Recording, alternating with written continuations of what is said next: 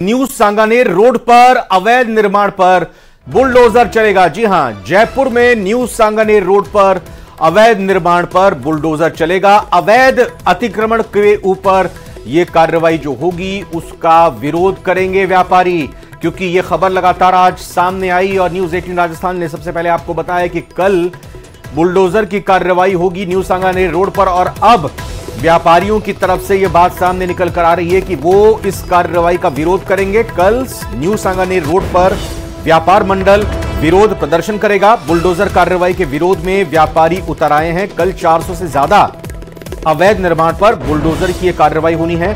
आपको बता दें कि मानसरोवर मेट्रो स्टेशन से लेकर सांगानेर पुलिया तक दुकानों को तोड़ा जाएगा। 200 फीट सेक्टर रोड को चौड़ा किया जाना है और इसी मामले को लेकर अब व्यापारियों ने विरोध करने का फैसला लिया है। व्यापारी सड़कों पर उतरेंगे, प्रदर्शन करेंगे और जानकारी ले लेते हैं सीधा रोशन शर्मा हमारे संवाददाता जुड़ चुके हैं हमारे साथ। तो रोशन, आज यह खबर आई कि कल कार्रवाई अतिक्रमण की होगी, लेकिन दुकानदार व्यापारी कल इसका विरोध करेंगे। क्या कहना है उनका? देखिए, व्यापारियों का आरोप है कि उन्हें इन अपनी दुकानों की एवज में उचित मुआवजा दे राज्य सरकार। इसको लेकर व्यापारियों ने तय किया है कि वो कल जो है न्यू सांगानेर रोड व्यापार मंडल के नेतृत्व में सबसे पहले दुकानें बंद करेंगे और फिर इसके बाद में धरना देंगे।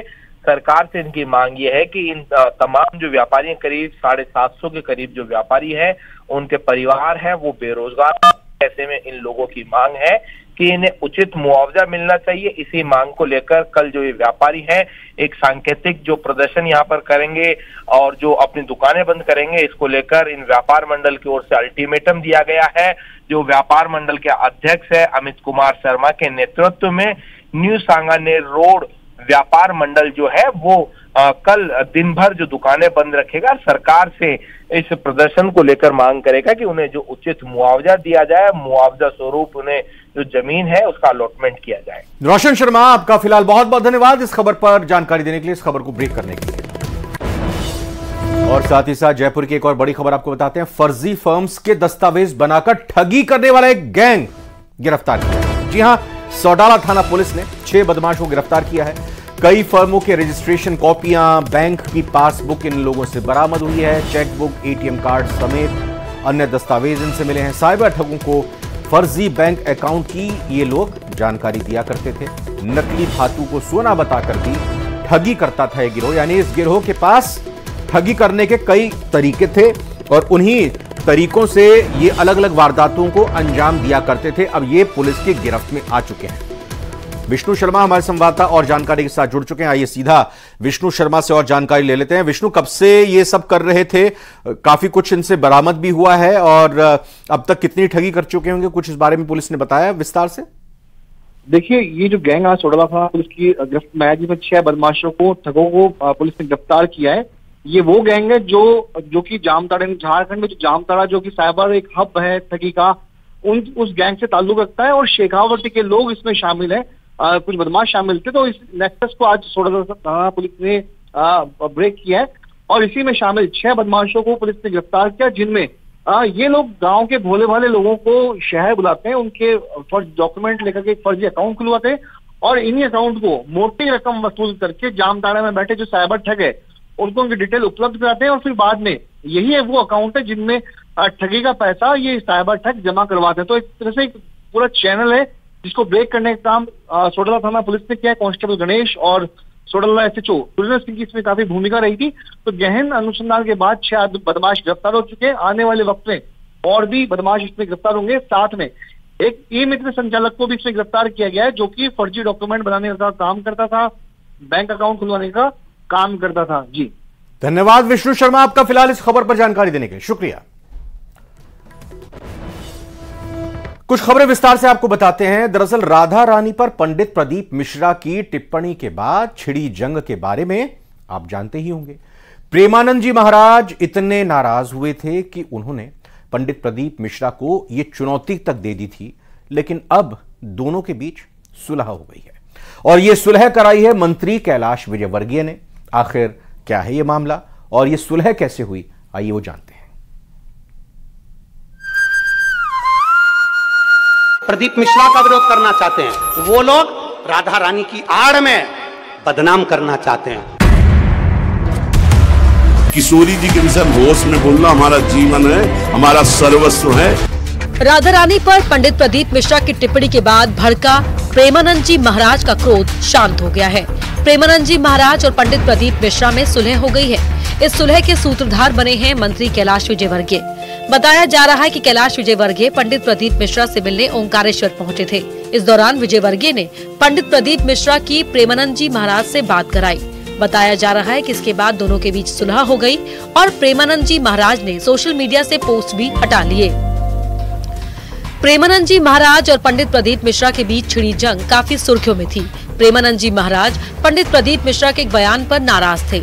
एक कथा के दौरान पंडित प्रदीप मिश्रा ने कहा था कि भगवान कृष्ण की रानियों में राधा जी का नाम नहीं है और राधा के पति में कृष्ण का नाम नहीं है। पंडित प्रदीप मिश्रा ने राधा रानी के जन्म स्थान पर भी टिप्पणी की और कहा कि राधा रानी बरसाने की नहीं। इस बात से प्रेमानंद जी महाराज इतने क्रोधित हुए थे कि पंडित प्रदीप मिश्रा को चुनौती दे दी थी। वृंदावनाधिकारिणी जयति, तो तुझे नर्क से कोई नहीं बचा सकता। 4 लोगों को रिझाकर भागवता चार्य बन करके तू प्रभु के प्रति बोले। एक बोला था द्वारिकाधीश के प्रति।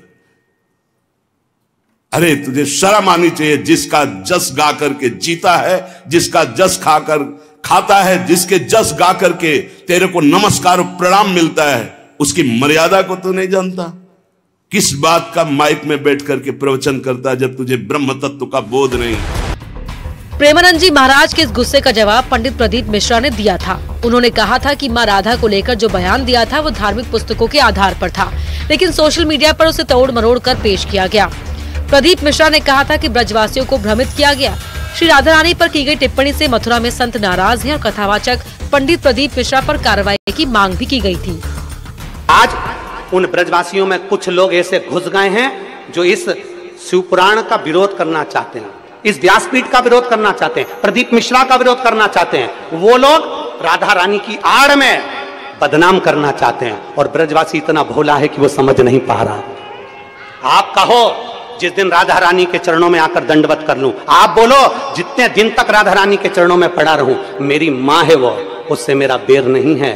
जो कुछ बोलूंगा प्रमाण से बोलूंगा, बिना प्रमाण के कुछ नहीं बोलूंगा। और जिस महाराज को प्रमाण चाहिए, कुबेरेश्वर धाम खुला पड़ा है, आ जाओ और प्रमाण लेकर जाओ। राधा रानी पर पंडित प्रदीप मिश्रा की टिप्पणी से प्रेमानंद जी महाराज तो नाराज थे ही, संतों ने भी मोर्चा खोल दिया था। प्रेमानंद जी महाराज ने पंडित प्रदीप मिश्रा को लेकर अपना क्रोध जताया था। राधा रानी पर रण छिड़ गया था, लेकिन अब दोनों के बीच सुलह हो गई है। Bureau report, news 18। बेंगलुरु के एक दंपति का आरोप है कि उन्होंने अमेज़न से गेमिंग रिमोट मंगाया, लेकिन जब डिलीवरी के बाद उस पैकेट को खोला तो उसके अंदर से जिंदा सांप निकला।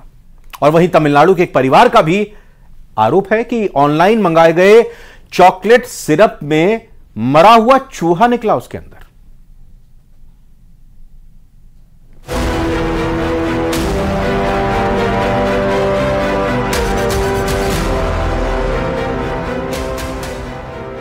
कहीं जिंदा सांप, कहीं मरा चूहा, कहीं कन खजूरा तो कहीं कटी उंगली। आखिर ये हो क्या रहा है?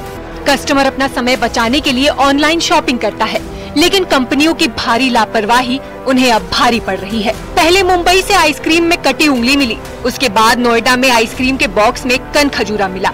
अब बेंगलुरु से एक बेहद ही हैरान कर देने वाला मामला सामने आया है। बेंगलुरु के एक परिवार ने आरोप लगाया है कि उसने अमेज़न की डिलीवरी ऐप से सामान मंगाया, लेकिन उसमें से एक जिंदा सांप निकला। परिवार ने एक वीडियो भी सोशल मीडिया पर शेयर किया है, जिसमें सांप हिलता हुआ साफ साफ दिखाई दे रहा है।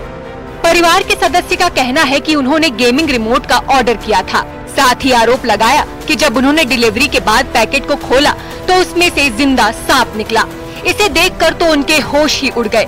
सांप को देखकर तो अच्छों के पसीने छूट जाते हैं। सांप उन्हें डस भी सकता था। वो कंपनी की कार्यशैली पर सवाल खड़े कर रहे हैं। उनका ये भी कहना है कि इस तरह की लापरवाही कस्टमर की जान के साथ खिलवाड़ है। वहीं एक दूसरी खबर तमिलनाडु से आई है, जहां एक परिवार ने हर्षे का चॉकलेट सिरप ऑनलाइन डिलीवरी से मंगाया। परिवार का आरोप है कि जैसे ही उन्होंने सिरप का बोतल खोला तो उसके अंदर से मरा हुआ चूहा निकला। जेप्टो से ये ऑर्डर किया गया था। परिवार की महिला का दावा है कि उन्होंने बोतल के बंद ढक्कन को खोला, सिरप को एक कप में डाला, लेकिन उसके बाद जो हुआ वो उन्हें झटका देने वाला था। महिला का आरोप है कि कप में मरा हुआ चूहा मिला। बाद में पुख्ता करने के लिए उसे पानी से धोया गया, जिसके बाद पूरी तस्वीर साफ हो गई। वहीं मामला सामने आने के बाद कंपनी ने जांच की बात कही है। हाल ही में एक फ्लाइट में खाने में ब्लेड भी मिलने का दावा किया गया था। Bureau report, news 18।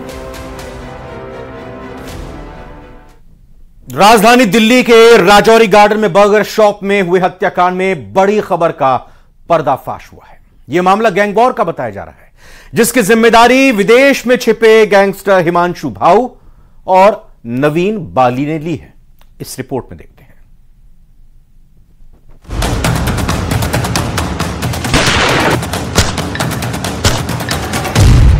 ताबड़तोड़ फायरिंग से थर्राई दिल्ली।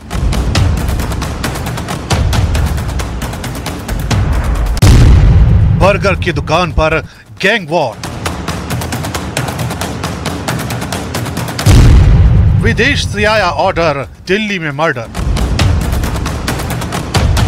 मंगलवार को रात 9:30 बजे के आसपास दिल्ली का राजौरी गार्डन इलाका कई राउंड फायरिंग से कांप उठा।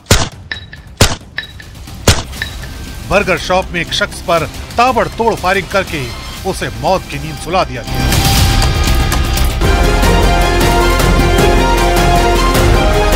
पुलिस जब ये सब कुछ समझने की कोशिश में थी कि आखिर इस वारदात के पीछे कौन है, तभी सोशल मीडिया पर वायरल हुई एक पोस्ट ने पुलिस के कान खड़े कर दिए, क्योंकि इस पोस्ट में वारदात की जिम्मेदारी हिमांशु भाऊ और नवीन बाली गैंग ने ली है, जो विदेश में बैठकर अपने नेटवर्क को ऑपरेट कर रहा है।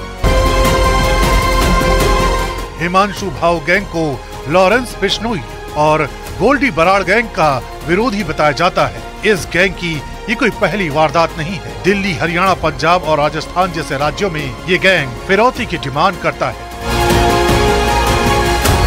और मांग पूरी नहीं होने पर गैंग के गुर्गे या तो फायरिंग करते हैं या फिर किसी की भी जान के दुश्मन बन जाते हैं। यही वजह है कि पुलिस एक एक कड़ी को खोलने में जुट गई है। टीम के द्वारा सीन ऑफ क्राइम के एग्जामिनेशन में उसमें तकरीबन 10 या उससे ज़्यादा राउंड्स फायर हुए हैं और एक व्यक्ति की इसमें मृत्यु हुई है। उस व्यक्ति की आइडेंटिटी इस्टेब्लिश करने के लिए और बाकी जो लोग जिन्होंने इस वारदात को अंजाम दिया है उनकी पहचान करने के लिए टीमों का गठन करके और हम लोग उस पर काम कर रहे हैं। सोशल मीडिया पर वायरल हुई इस पोस्ट में साफ कहा गया है कि इस वारदात को एक बदले के रूप में अंजाम दिया गया है और आगे भी ये जारी रहने वाला है। इसलिए पुलिस प्रशासन के सामने चुनौती इस बात की है कि वो इस मामले के आरोपियों तक कितनी जल्दी पहुंचती है। बड़ी खबर आ रही है, आपको बता दें अजमेर के सांसद भागीरथ चौधरी का एक बड़ा बयान सामने आया है। मास्क के टुकड़े के फेंकने के मामले में उन्होंने बयान दिया है। उस मामले में अजमेर सांसद भागीरथ चौधरी ने बयान दिया है। भागीरथ चौधरी ने घटना को दुर्भाग्यपूर्ण बताया है और इस मामले में सख्त कार्रवाई करने के निर्देश दिए हैं। आइए सुनते हैं क्या कुछ उनका कहना है। लोकसभा क्षेत्र की किसान सब्जी मंडी में मृत पशु के अवशेष फेंके जाने की घटना दुर्भाग्यपूर्ण है। इसमें किसान की सामाजिक सौहार्दपूर्ण व्यवस्था को बिगाड़ने की मैं कड़े शब्दों में निंदा करता हूं। सूचना मिलते ही संबंधित पुलिस प्रशासन के आला अधिकारियों से बातचीत कर नियमानुसार त्वरित कार्रवाई करने के निर्देश दिए गए, जिस पर स्थानीय प्रशासन ने तुरंत कार्रवाई करते हुए कुछ दोषियों को गिरफ्तार किया है। इसके लिए पुलिस प्रशासन का धन्यवाद। साथ ही प्रशासन को साजिश करता हूं कि पहचान कर उनके विरुद्ध नियमानुसार कठोर कार्रवाई के निर्देश दिए गए हैं, जिससे भविष्य में इस तरह की घटनाओं की पुनरावृत्ति न हो। मैं इस संबंध में समाज के सभी वर्गों से सामाजिक सौहार्द, शांति एवं भाईचारा बनाए रखने की अपील करता हूं। भागीरथ चौधरी, केंद्रीय कृषि एवं किसान कल्याण राज्य मंत्री, भारत सरकार। धन्यवाद।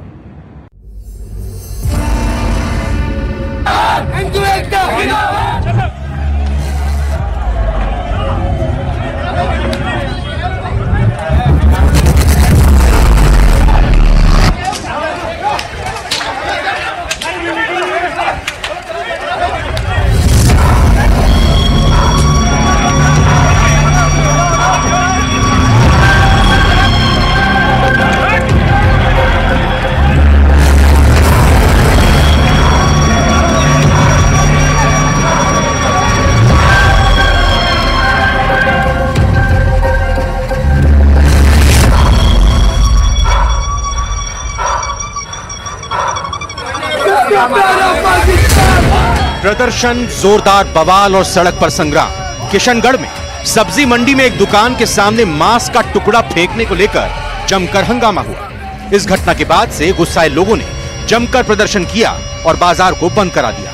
मामले की सूचना मिलते ही भारी पुलिस बल को मौके पर तैनात किया गया और प्रदर्शनकारियों को लाठीचार्ज कर खदेड़ा गया।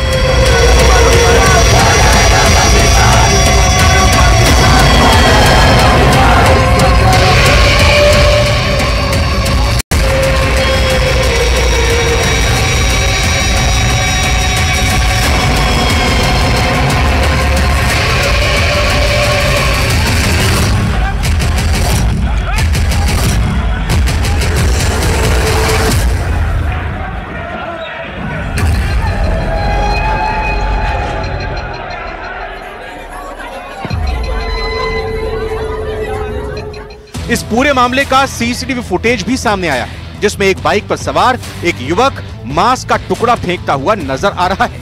आपको बता दें कि बुधवार दोपहर करीब 12 बजे एक बाइक सवार सब्जी मंडी के रास्ते से निकलता है। इसी दौरान वो बाइक से जानवर के अवशेष गिराकर चला जाता है।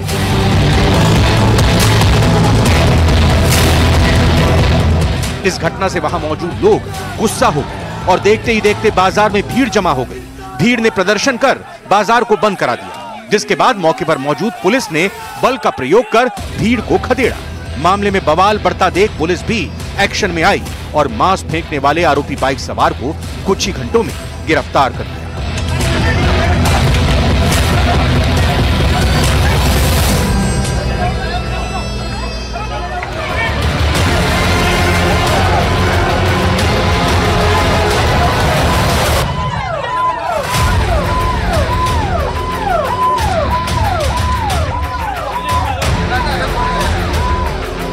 तुरंत वेटनरी डॉक्टर से रिपोर्ट प्राप्त की गई और इस बात को लेकर के कुछ लोगों ने बाजार बंद कराने का प्रयास किया, जिनको शक्तिपूर्वक खदेड़ा गया।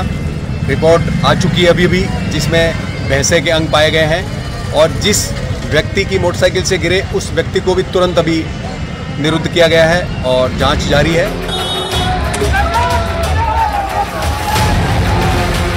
फिलहाल आरोपी की गिरफ्तारी के बाद मामला शांत है, साथ ही पुलिस भी पूरी तरह से अलर्ट है। न्यूज़ 18 के लिए अजमेर से अशोक सिंह भाटी की रिपोर्ट।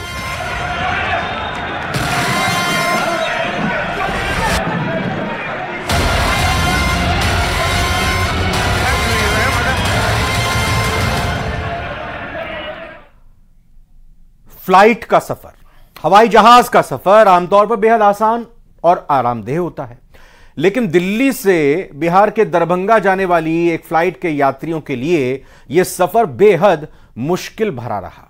फ्लाइट के अंदर यात्रियों के पसीने छूट गए। यह मुहावरा नहीं है, दरअसल असली में पसीने छूट गए। कई यात्रियों की तो तबीयत तक खराब हो गई। आखिर यह सब हुआ क्या, इस रिपोर्ट में जानते हैं। बस में और ट्रेन के जनरल बोगी में लोगों को अखबार और मैगजीन से हवा करते आपने यात्रियों को देखा होगा, लेकिन ये ना तो बस है और ना ही ट्रेन, ये प्लेन है। गर्मी के इस मौसम में यात्रा सरल और सुखद हो, इसके लिए यात्रियों ने हजारों रुपए खर्च किए हैं। प्लेन का टिकट बुक किया, लेकिन जरा ये तस्वीरें देखिए। बस और ट्रेन में तो खिड़की से हवा आने की गुंजाइश भी है, यहाँ तो वो सुविधा भी नहीं है। आप सोचेंगे फ्लाइट में तो फुल एसी होता है, फिर ये लोग गर्मी से इतने बेहाल क्यों हैं? दरअसल बात यह है कि फ्लाइट में एसी तो है, लेकिन चालू नहीं है। ये दिल्ली से दरभंगा जाने वाली स्पाइस जेट की फ्लाइट है। यात्रियों का कहना है कि दिल्ली एयरपोर्ट पर चेक इन के बाद 1 घंटे तक एसी चालू नहीं किया गया। 19 जून को न्यू दिल्ली से दरभंगा स्पाइस जेट SG 437 से यहाँ ट्रैवल कर रहा था और इन्होंने मैं दिल्ली एयरपोर्ट पे चेक इन करा लिया और करीब 1 घंटा तक इन्होंने एसी ऑन ही नहीं किया। सारे जो मतलब temperature inside the chamber at least 40 degree था और सारे पैसेंजर सफ़र कर रहे थे, तो मतलब काफ़ी परेशानी हुई। और इन्होंने एसी तब ऑन किया जब फ्लाइट टेक ऑफ हुआ, तो हम लोगों ने 1 घंटा करीब बिना एसी के फ्लाइट में, इनफैक्ट विदाउट ऑक्सीजन समझ लीजिए, हम लोगों ने सफ़र किया।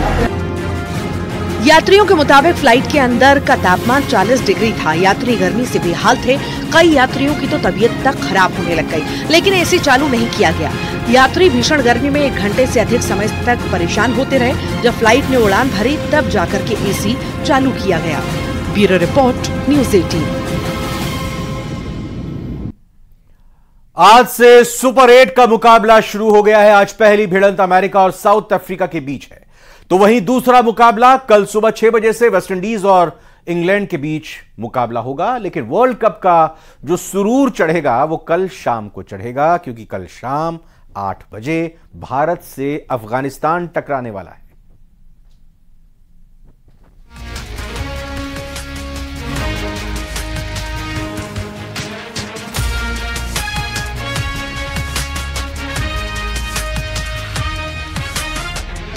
अभी ली है अंगड़ाई, बाकी है लड़ाई।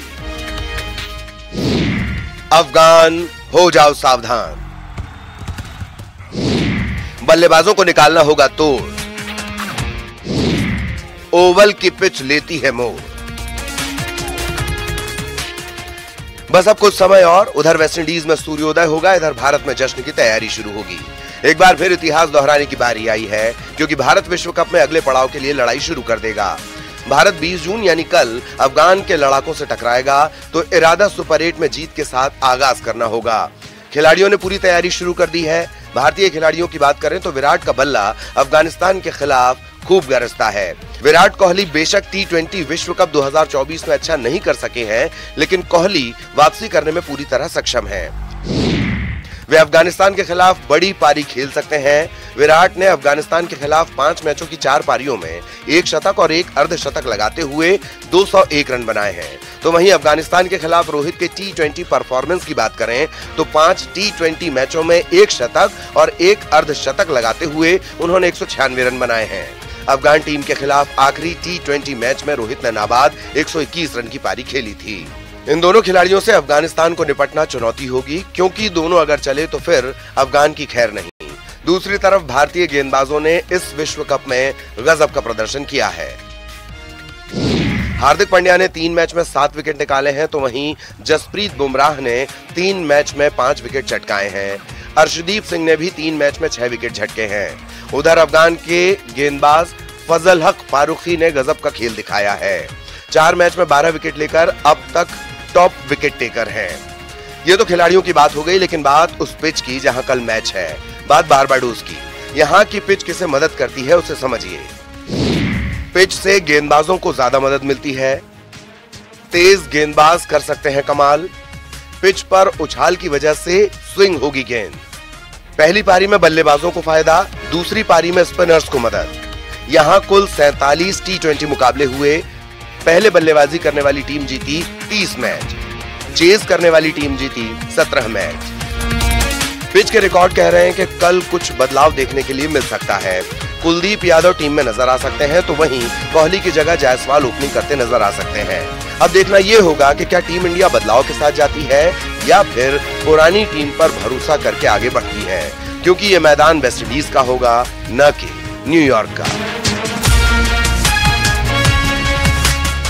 Bureau report, news 18। और इसी के साथ स्पेशल रिपोर्ट में फिलहाल इतना ही। आप देखिए आगे महारो राजस्थान।